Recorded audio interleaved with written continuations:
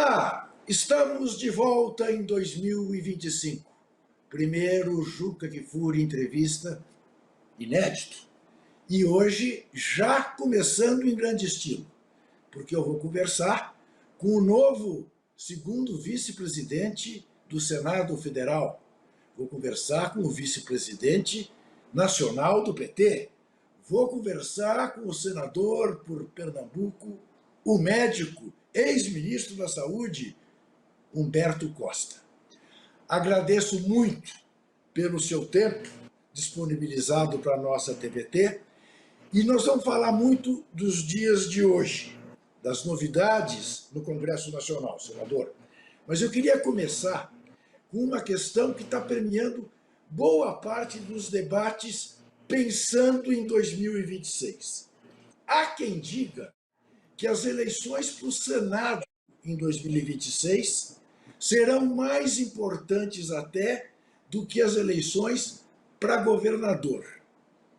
O senhor concorda com essa visão? Que, por exemplo, os partidos progressistas têm mais de focar naqueles seus candidatos majoritários com mais chance para ir para o Senado e não para o governo de Estado. O senhor também vê assim? Bem, primeiro, uma alegria poder estar participando do seu programa aqui de entrevistas. Segundo, dizer que realmente essa eleição agora para o Senado e para a Câmara dos Deputados assume uma relevância, uma importância muito grande. Por quê? No caso do Senado, porque nós já temos uma bancada muito forte da extrema-direita ou da da centro-direita junto com a extrema-direita, porque também dentro da centro-direita há nuances, não é? E como nós temos 27 vagas em disputa, e eles devem ter hoje uma média de 25 senadores aproximadamente, significa que, aliás, não são 27, são 54 que estão em jogo agora. E aí significa que conquistando uma parte desses senadores, eles podem chegar a ter a maioria. Eu não acredito, mas a possibilidade e a ameaça existe. E por que isso é tão perigoso? O Senado, ele detém algumas características, prerrogativas e ações exclusivas. Entre elas, a de estabelecer qualquer tipo de julgamento de ministros do Supremo, de outros tribunais superiores, do próprio Tribunal de Contas da União. É ele quem nomeia, ele vota e indica e aprova os nomes indicados pelo governo, tanto para a composição do corpo diplomático brasileiro no exterior, quanto também os dirigentes das agências, né, de regulação. Então, uma maioria da extrema-direita pode tornar o Senado realmente um problema gravíssimo, não apenas para o governo, mas para o Brasil, para o sistema democrático, para a independência entre os poderes. Daí porque nós vamos privilegiar a eleição do Senado. Não significa que as outras eleições não sejam relevantes, até porque também a eleição para a Câmara, onde hoje o setor progressista não tem maioria, aliás, está longe de chegar perto da maioria, também nos interessa ampliar essa representação na Câmara dos Deputados, né? E, obviamente, que as eleições para os governos dos estados são também relevantes, mas eu diria que, numa ordem de prioridade, nós temos a eleição presidencial, obviamente, o Senado, os governos, a Câmara e as assembleias legislativas. E para não ter que voltar ao tema de 2026, se é que será possível não voltar nessa nossa conversa de hoje, o senhor está entre aqueles que acham que é Lula e não tem outra alternativa e ponto. É só com Lula que os democratas têm chance de permanecer na cadeira presidencial? Eu acredito que sim, que Lula tem uma força político-eleitoral incomparável, não é? É quem tem maior capacidade de aglutinação, é quem está no cargo, e acho que temos tudo para chegarmos no ano que vem com um ambiente bem mais favorável ao governo e ao próprio desempenho do presidente. Né? Além do mais, qualquer outro nome que nós venhamos a apresentar, especialmente se for um nome do PT, vai enfrentar uma série de ataques, de uma estratégia político-eleitoral que vai ter o PT como centro, né? Nessa imagem negativa que eles tentam criar do nosso partido o tempo inteiro.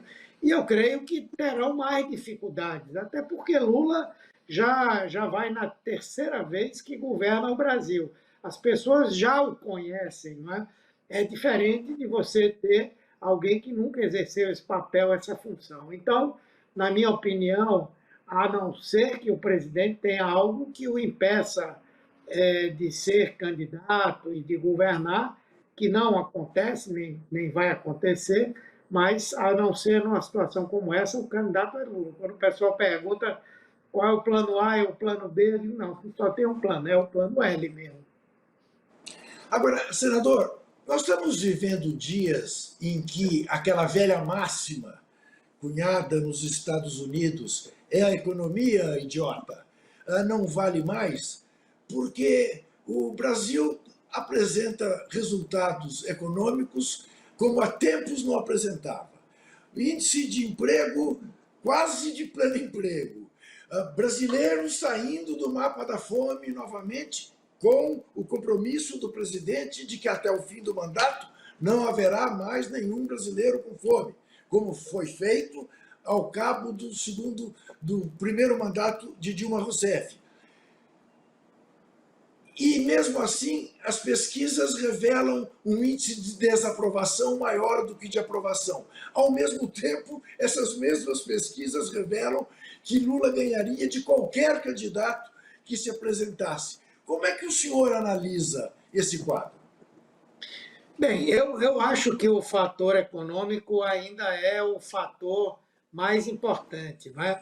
Vamos analisar, por exemplo, a eleição dos Estados Unidos, recentemente acontecida. E o governo Biden dos Estados Unidos, durante esse período, o governo Biden, ele teve também indicadores econômicos muito favoráveis, teve um crescimento bastante importante, o desemprego chegou a índices extremamente baixos, o nível de investimento muito grande, o avanço na transição ecológica também muito importante. E, no entanto, os democratas perderam a eleição. Né? E eu explico, as explicações que eu tenho visto, elas caminham por alguns pontos que eu concordo. Primeiro, a questão econômica não estava resolvida, porque os Estados Unidos não se recuperaram daquele baque de 2008, com aquela crise, e, portanto, quem tinha um padrão de vida X naquele período não conseguiu recuperar. E isso foi muito marcante para uma parcela significativa dos americanos. Segundo, a inflação, apesar de ela ter sido controlada no período Biden, já no final do governo, mas, por outro lado, os preços estavam já num patamar muito elevado. Eu acho que isso, de certa forma, está acontecendo um pouco aqui no país. Eu acho que, nesse momento, o principal componente econômico que fala contra o nosso governo é a existência dessa inflação nos alimentos. E nós vamos precisar enfrentá-la com toda certeza. Agora, existem outros componentes. O que é econômico também não deixa de ser, porque nós conseguimos tirar milhões de pessoas da condição da pobreza extrema, levamos muita gente para uma classe média média ou classe média baixa, e as pessoas foram muito convencidas da ideia, que eu acho que é verdadeira em parte, de que o grande caminho é o empreendedorismo. Né? E nós historicamente, sempre tivemos uma visão que não está errada, de que temos que focar na questão do emprego, nós temos que focar na formalização desse emprego, mas dando as condições para que as pessoas que queiram empreender tenham um apoio no financiamento. Então, esse componente é um componente econômico, mas é um componente ideológico. É onde entra o outro componente dessa situação difícil. O mundo hoje está polarizado e o Brasil está também. Não é? Anos que nós sofremos um ataque violentíssimo ao PT e ao presidente Lula, a Lava Jato, enfim, levaram o país a chegar a um posicionamento de uma divisão muito grande. Não é? E isso interfere, sem dúvida, na avaliação das pessoas sobre o governo.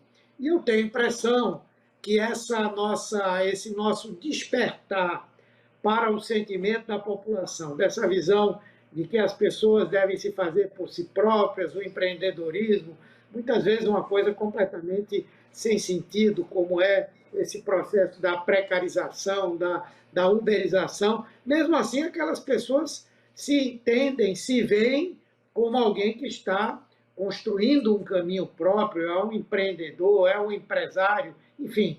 Nós temos que conviver com essa realidade. Eu acho que nós demoramos um pouco a ter essa noção.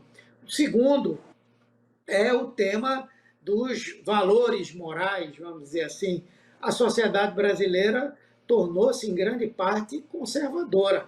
Um trabalho permanentemente feito, muitas vezes financiado internacionalmente por organizações capitalistas, enfim. Não é? E acho que nós ainda não pegamos o tom de fazer esse enfrentamento.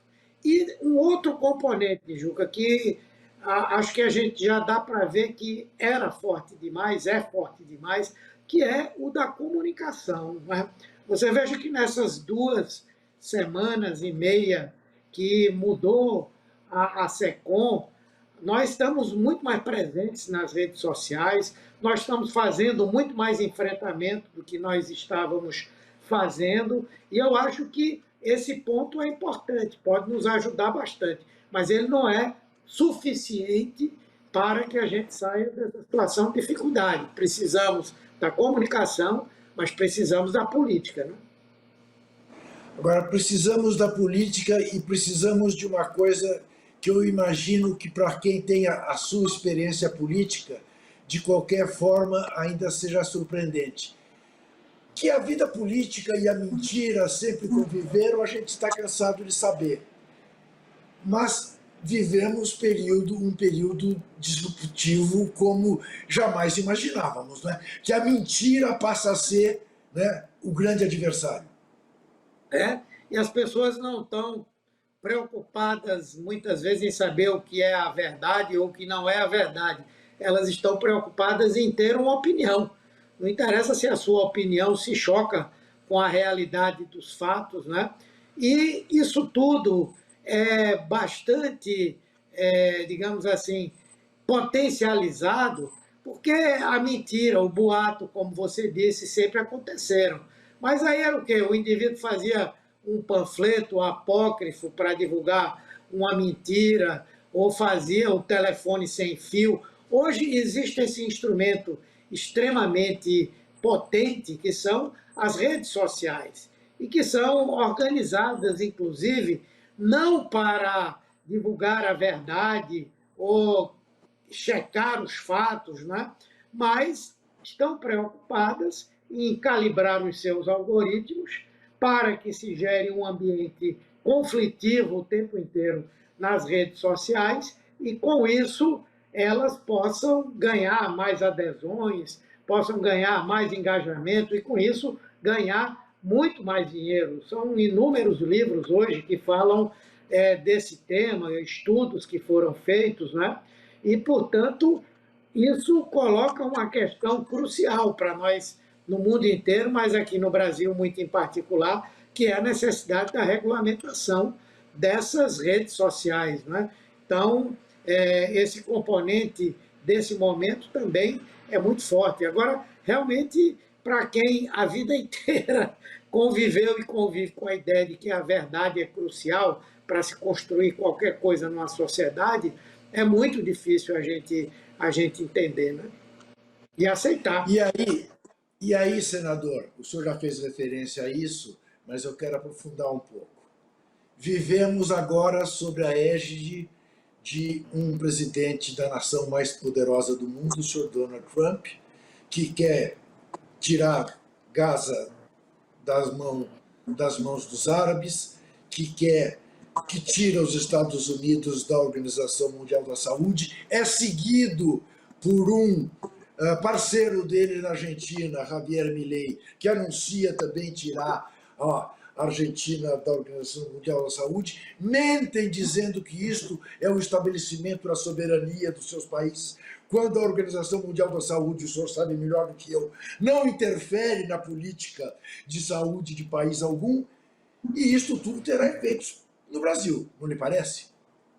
Sim, sim, sim, não tenho dúvida, no mundo inteiro. Eu concordo com alguns que dizem que muito disso que ele fala tem a ver com debater com aquele público cativo que ele tem muito de bravata, tudo bem, mas não há nenhuma dúvida de que nós estamos diante de um risco bastante grande à civilização. Não é?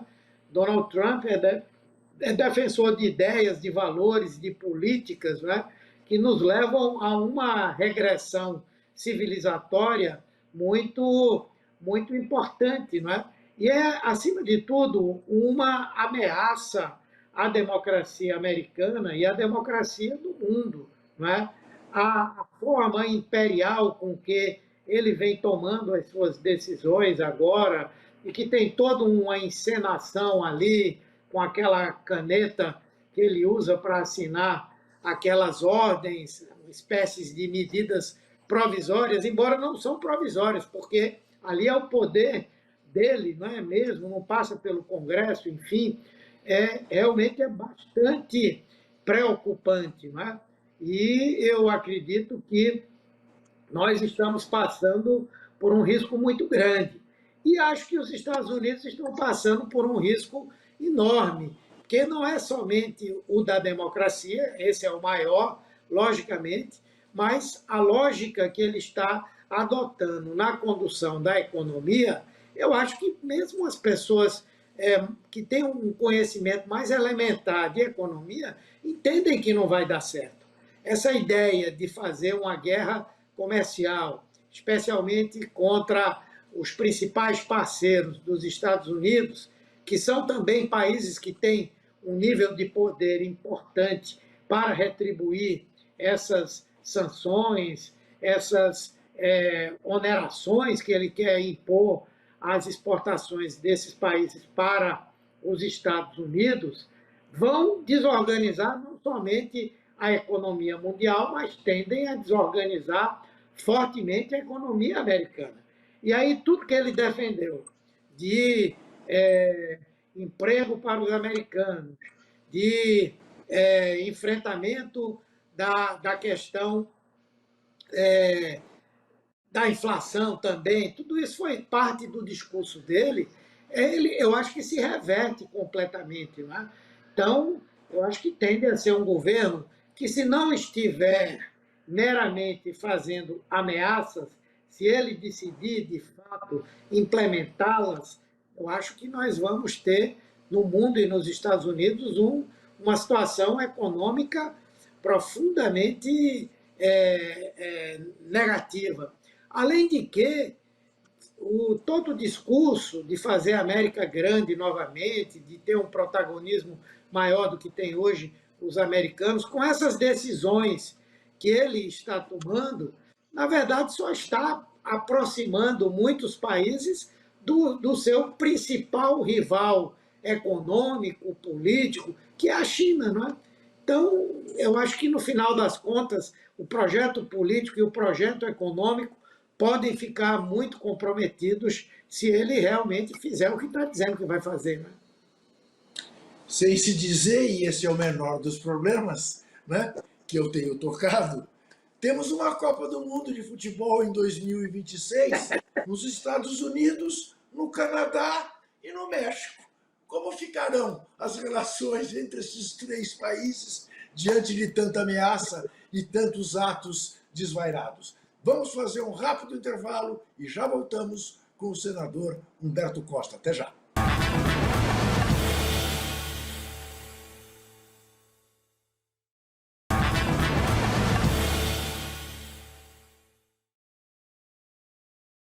Converso com o senador por Pernambuco do Partido dos Trabalhadores, vice-presidente nacional do PT, segundo vice-presidente eleito nesses dias no Senado Federal, Humberto Costa.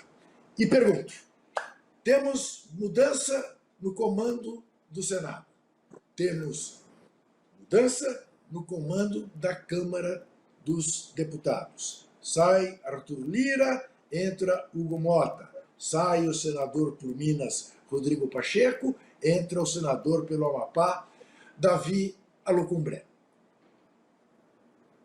O que muda? Bem, veja, eu acho que na Câmara, por mais conservador que seja o presidente eleito agora, eu acredito que as coisas mudam, porque nós tínhamos anteriormente o presidente Arthur Lira, que é conservador também, que tem um modelo de prática política profundamente fisiológico, né? E que tinha um posicionamento bastante hostil em relação ao governo do presidente Lula, que transformou ali aquela Câmara quase que num sindicato de parlamentares, impondo ao governo inúmeras derrotas e assumindo quase que integralmente, né, a execução de uma parte significativa do orçamento da União. Lógico, eu não tenho nenhuma ilusão de que o novo presidente da Câmara vá ter uma postura nesse aspecto das emendas parlamentares diferente. Mas eu creio que a Câmara sai da presidência de alguém que tinha uma hostilidade clara em relação ao governo, que administrava a Câmara de forma imperial, tanto que algumas práticas que ele adotou de definir sozinho, na hora que ele quisesse, a pauta, de ter acabado com a tramitação constitucional das medidas provisórias, prejudicando o governo em muitos momentos, eu acho que isso muda. Mas acho que ele é fortemente conservador. Hoje mesmo eu estava ouvindo uma entrevista dele na CBN, em que perguntavam sobre essa proposta do governo, que eu defendo radicalmente, de nós garantirmos a isenção do imposto de renda para as pessoas que ganham até R$ 5.000, obviamente que compensado pelo aumento do imposto para uma camada da sociedade que é claramente privilegiada e que dará uma contribuição muito pequena. E ele dizia, naquele momento, não, eu sou contra aumentar impostos e tal, mas ninguém está propondo aumentar imposto. O que vai acontecer se essa proposição for aprovada é que quem paga pouco imposto hoje vai pagar um pouco mais e quem paga imposto alto para a sua renda vai pagar um pouco menos. Não é o Estado que vai receber recursos suplementares ou complementares, é apenas um processo de diminuição de uma desigualdade brutal que existe na tributação brasileira, não é? Então, por exemplo, ele já deu o recado que não vai aprovar isso aí com muita facilidade, não é? Então, eu vejo dessa maneira. No caso lá do Senado, existem algumas coisas positivas, né? Uma delas é o fato de que o presidente já disse que a tramitação das medidas provisórias vai mudar. Por que isso é importante para o governo? Primeiro, porque a tramitação constitucional fala das duas casas, da Câmara e do Senado. Fala da criação de uma comissão mista para fazer a análise da medida provisória.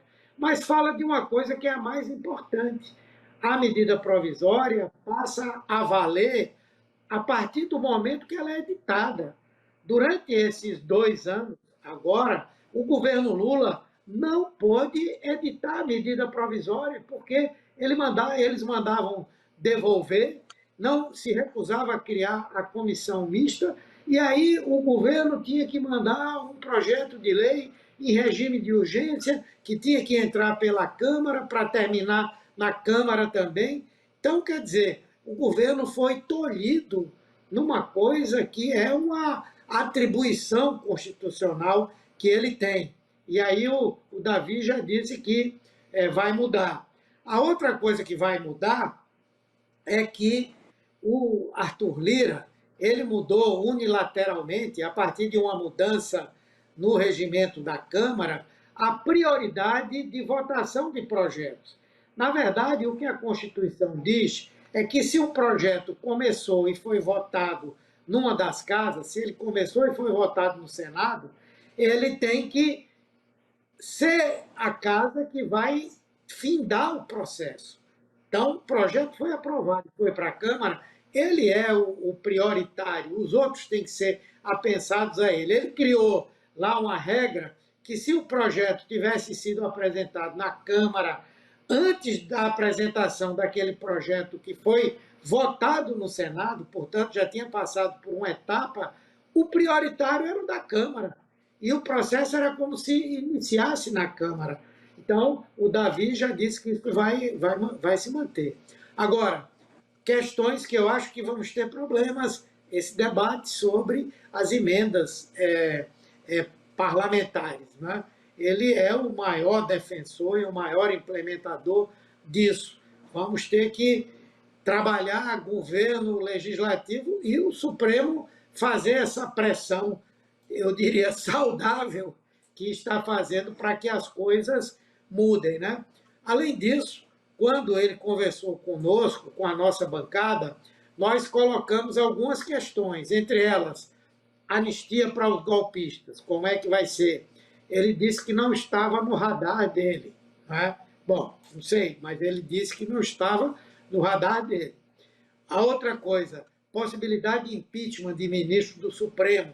Ele disse que não concordava com isso e que ele não iria patrocinar nada disso. Então, enfim, a correlação de forças, né, nos obriga a ter aí, digamos, uma expectativa que não seria aquela que nós gostaríamos que fosse a ideal.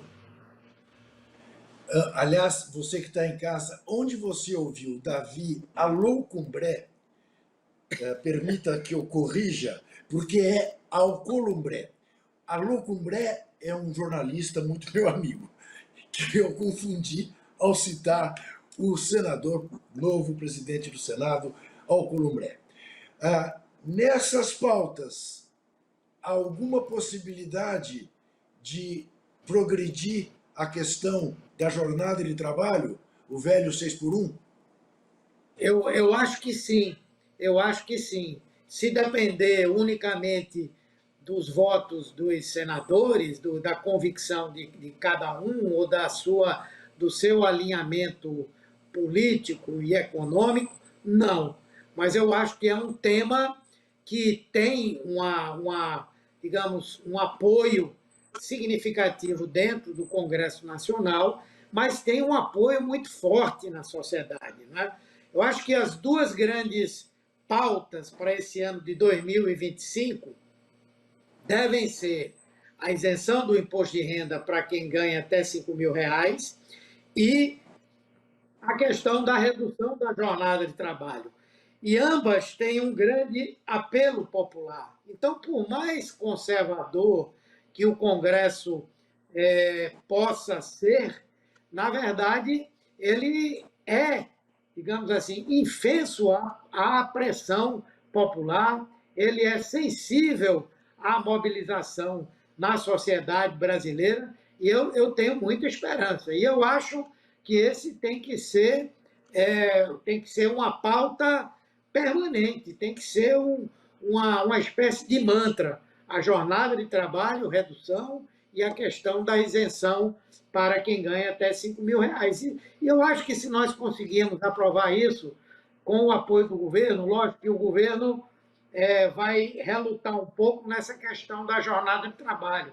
Mas eu acho que o governo já deveria começar a pensar em possibilidades de compensação para alguns segmentos, principalmente pequenos empresários, não é? Pequenos comerciantes, enfim, para que se possa adotar essa jornada de trabalho sem muitos prejuízos. E aí o governo poderia assumir como uma bandeira sua. Eu não tenho dúvida de que isso teria uma grande repercussão na própria popularidade do presidente Lula.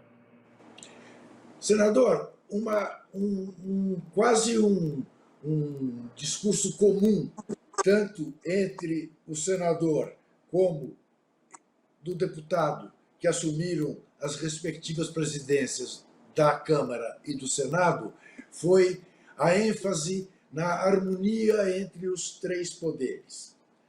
O senhor avalia que hoje, no Brasil, a gente esteja vivendo um desequilíbrio entre esses três poderes, a ponto de ser absolutamente necessário enfatizar esta condição?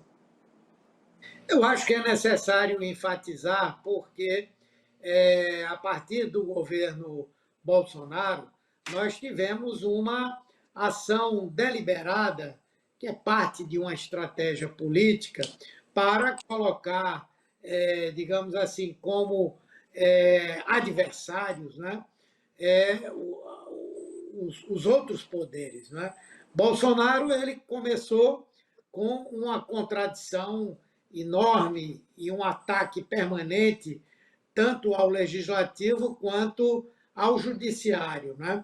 No caso do legislativo, a partir do momento que ele se curvou às exigências do legislativo para aquele processo das emendas do orçamento secreto, das emendas impositivas de grandes valores, e aí o Congresso passou a dar suporte à pauta, principalmente econômico-financeira, do governo, né? Ele deixou o legislativo de lado e foi para cima do Supremo Tribunal Federal, porque o Supremo era exatamente a barreira de contenção aos desejos autoritários de Bolsonaro, a vontade dele de decidir e implementar o que quisesse. Então, foi uma estratégia política bastante clara, não é? A denúncia do sistema eleitoral para que, a partir daí,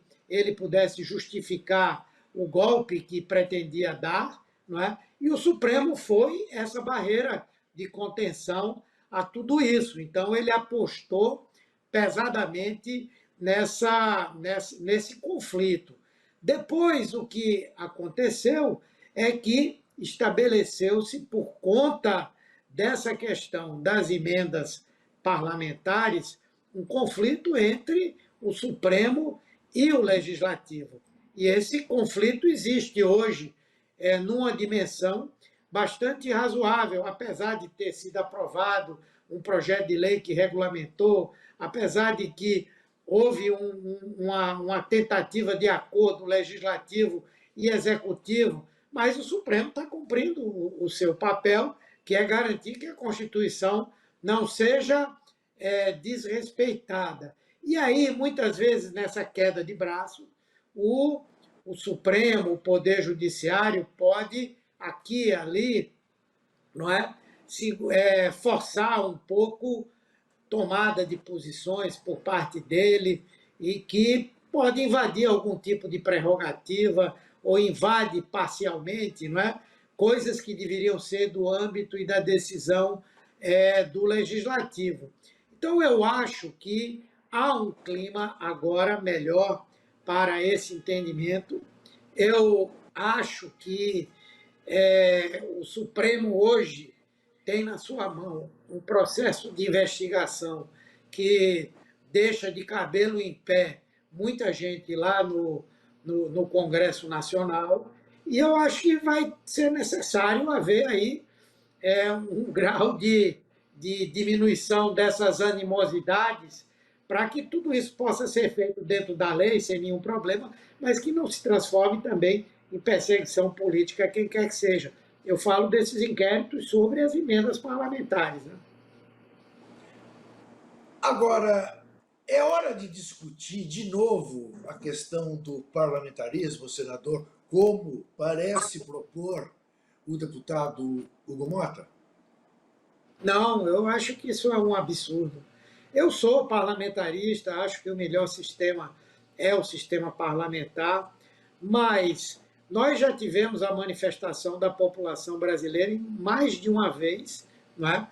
Já tivemos a época em que houve o parlamentarismo na década de 60 e que um plebiscito definiu que o desejo da população brasileira era o presidencialismo. Depois tivemos na Constituinte a definição de um sistema presidencialista e a previsão de um plebiscito que aconteceu e que foi totalmente favorável ao presidencialismo. Né? Lógico que esse presidencialismo que nós temos, ele tem muitos problemas, mas são muitos problemas que decorrem de aspectos políticos da nossa Constituição. Por exemplo, qual é o grande empecilho de nós sairmos dessa armadilha que é o chamado presidencialismo de coalizão? É o fato de que nenhum presidente da República consegue obter maioria no Congresso Nacional, ainda que ele tenha uma votação estupenda. Ele pode ganhar a eleição no primeiro turno e o seu partido não ter 20% dos votos ou 20% das cadeiras dentro do parlamento. Como resolver isso? Ora, nós temos que instituir o voto em lista, nós temos que instituir uma verdadeira fidelidade partidária, nós temos que fazer uma reforma política que dê, como é dado em vários países, não é? Uma questão de que o presidente da República se elege e consegue fazer maioria, porque o voto não é meramente um voto nominal, pessoal, mas é um voto num projeto político, é um voto num partido ou numa coligação de partidos. Né? Então, é assim que eu penso. Muito bem, nós vamos fazer mais um rápido intervalo e já voltamos para o terceiro bloco com o senador Humberto Costa. Até já.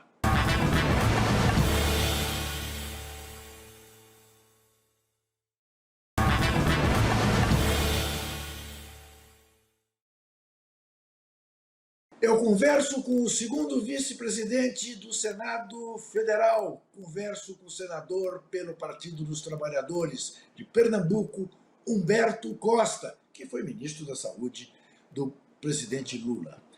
Senador Humberto Costa, fugindo um pouco das questões internas do Senado, da Câmara, do Congresso Nacional e até mesmo do governo Lula. Eu sei que o senhor é um aficionado do Náutico, torcedor do Timbu, e vi uma nota sua indignado, como ficamos todos, com os acontecimentos no Recife no sábado passado, envolvendo as torcidas do Sport do Santa Cruz.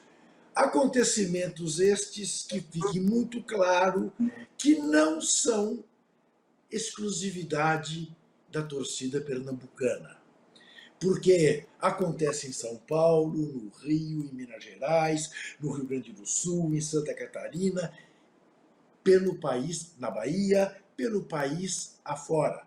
Outro dia mesmo, aqui em São Paulo, tivemos um confronto entre torcedores do Cruzeiro de Minas e do Palmeiras, horroroso, tão horroroso como foi o do Recife no sábado. E vi o senhor apelando para a necessidade de dar um fim a isto.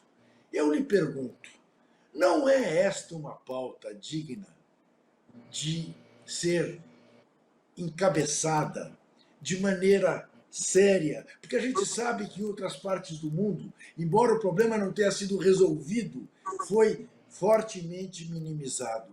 Disto virá uma bandeira de um senador da República, por exemplo, o senador Humberto Costa. Eu acho que é realmente um tema que merece uma atenção muito importante, né? Existem muitas controvérsias como se tentar resolver.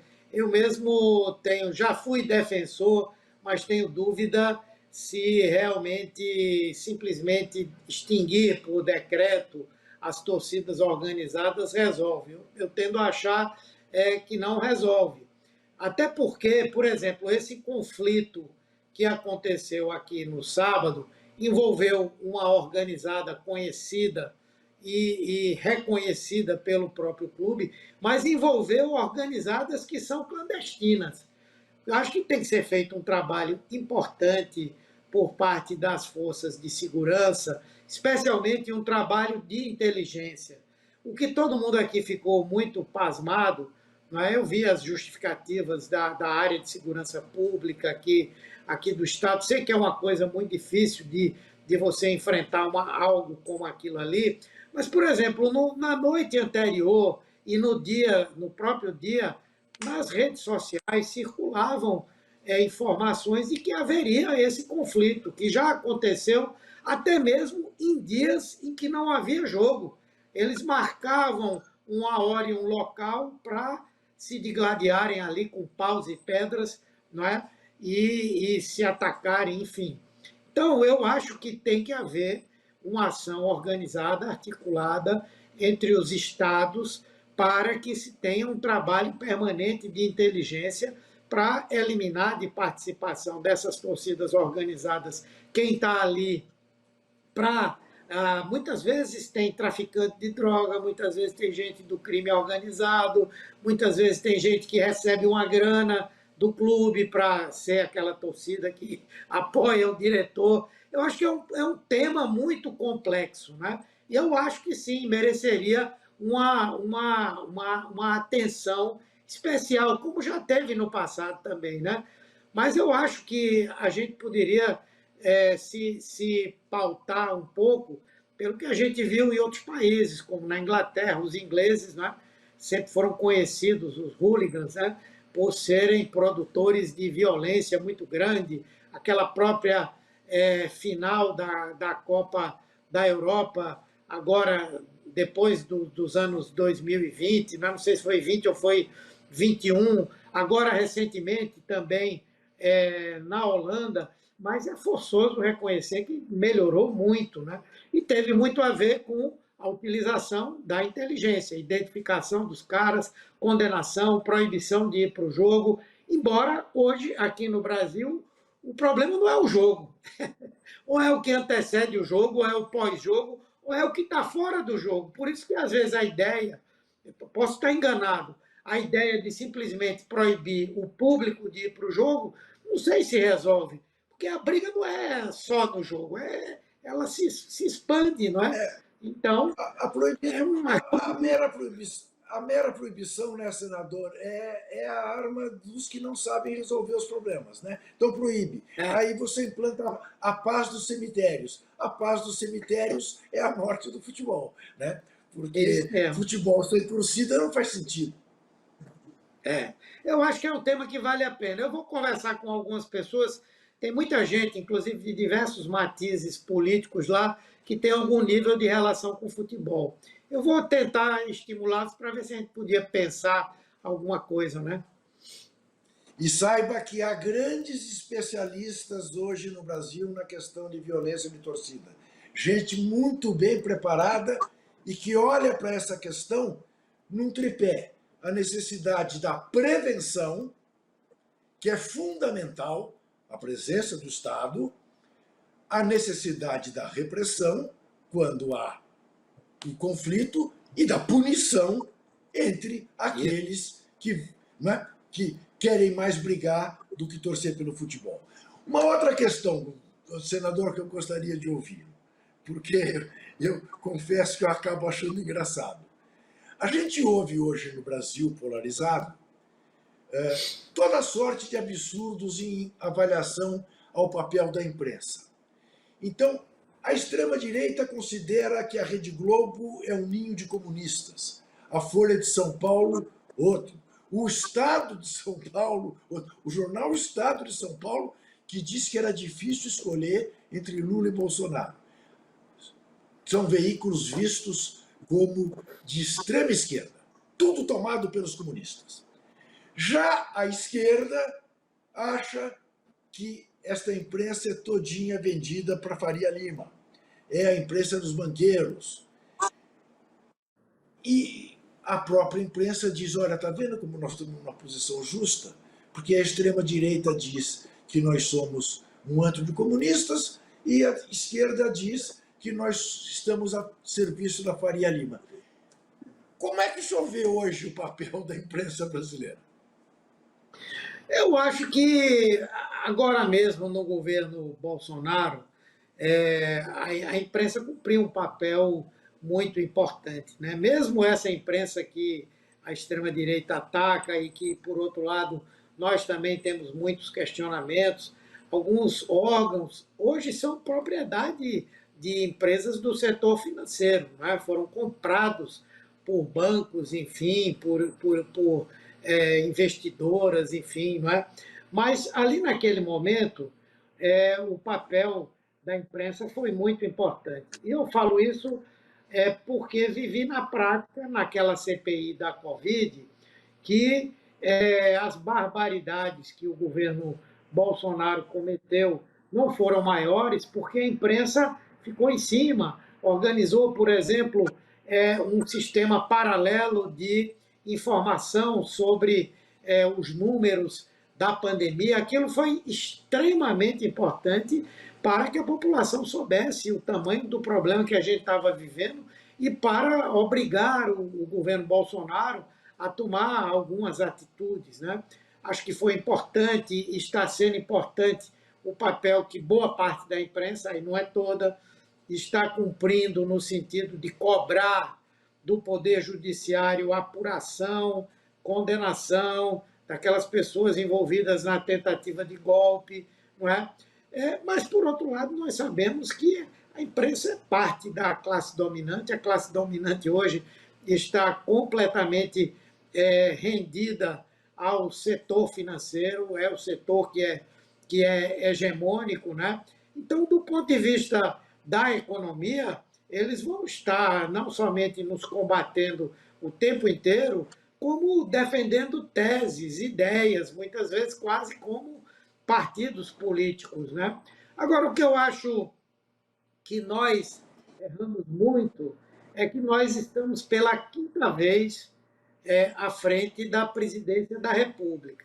E se você for analisar, diferentemente de outros países, onde a sociedade civil, as organizações sociais, os sindicatos, eles têm acesso a ter voz como meios de comunicação, têm suas rádios, seus jornais. Aqui no Brasil a gente não tem. A gente vai olhar, por exemplo, a distribuição de rádios educativas, de rádios comunitárias. Nós nunca tivemos uma política para isso, não para aparelhar, mas para garantir que todos possam ter voz. Né? Isso ficou muito concentrado na questão das religiões, principalmente, né, dessas congregações evangélicas, detêm um poder absurdo em termos de meio de comunicação, não só tendo a propriedade de muitas emissoras, mas também autorizada a comprar horários extensos de empresas que, se cumprissem a Constituição, teriam que ter um percentual maior de programação própria, ao invés de alugar para quem quer que seja. Não estou falando nem que seja igreja, não é?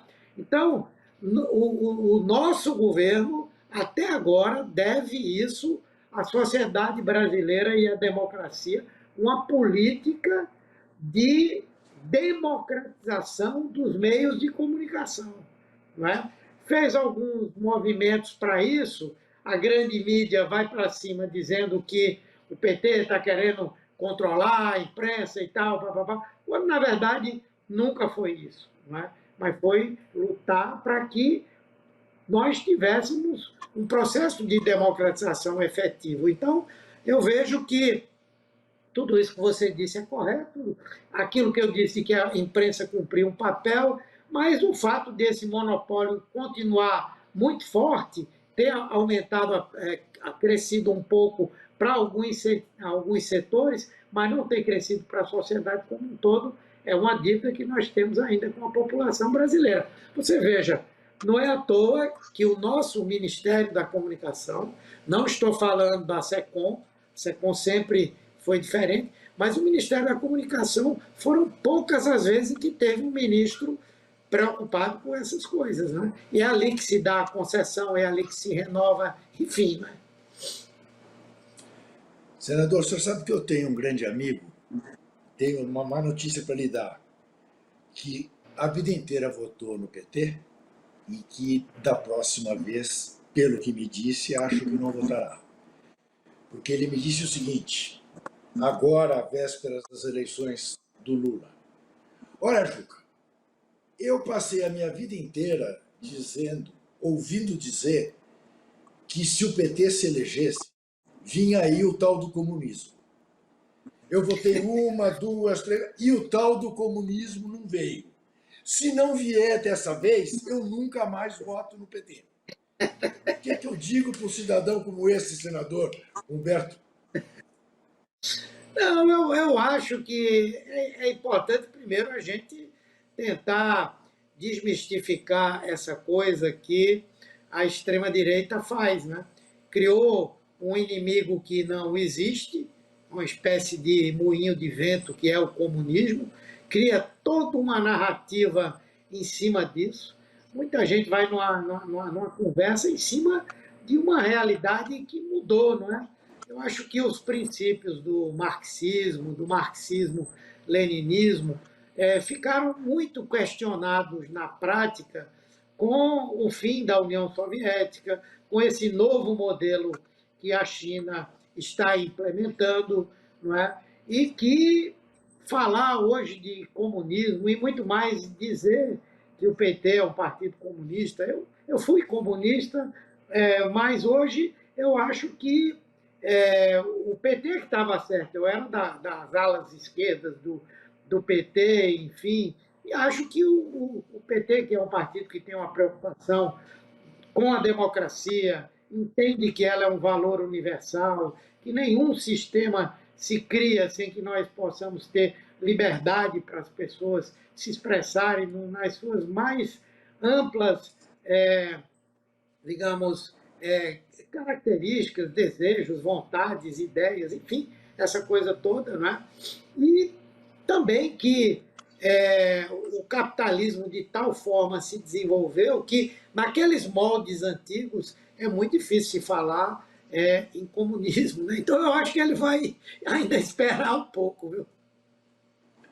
Senador, como derradeira pergunta por hoje, o Aloprado tem alguma chance de se tornar elegível? Eu acredito que não. Há um movimento forte lá no Congresso para mexer na lei da ficha limpa. Eu acho que ela deveria ser mexida também, mas dentro de um contexto de uma discussão de aprimoramento da democracia e de uma reforma política. Não dessa maneira que se está querendo fazer, que é totalmente casuística. E aí o que é que acontece? Como tem muita gente em situação parecida com o próprio Bolsonaro, há quem tente, não é, fazer essa mudança de uma maneira que o tornasse elegível. Mas eu não acredito, porque a população brasileira está totalmente contra, não é? E, na verdade, a inelegibilidade que foi dada a Bolsonaro é por um fato muito grave, que é parte de uma grande ação que conspirava contra a democracia e o Estado de Direito. Aquela questão de divulgar para todo mundo, de tentar construir uma opinião pública de que existe fraude no sistema eleitoral brasileiro, que ele é imperfeito, que precisava ser mudado, realmente não pode ficar sem resposta. Então, não é só um problema de ele poder disputar ou não a eleição, mas é ser uma afirmação da lisura desse sistema e da necessidade de fortalecimento da democracia no nosso país, com a punição de quem quer que tenha ameaçado esse sistema democrático. Senador Humberto Costa, muitíssimo obrigado por essa entrevista, a primeira entrevista do ano aqui na nossa TVT, do Juca Entrevista. Quero lembrar você que nos vê que toda quinta-feira estamos aqui no canal 44.1 da TV aberta de São Paulo, no YouTube a qualquer hora, de qualquer lugar do mundo, na TV Quirimuré, na TV Maricá, na TV da Bahia, tem Juca Kfouri Entrevista toda semana. E lembra sempre que é necessário fiscalizar e é necessário cobrar sempre.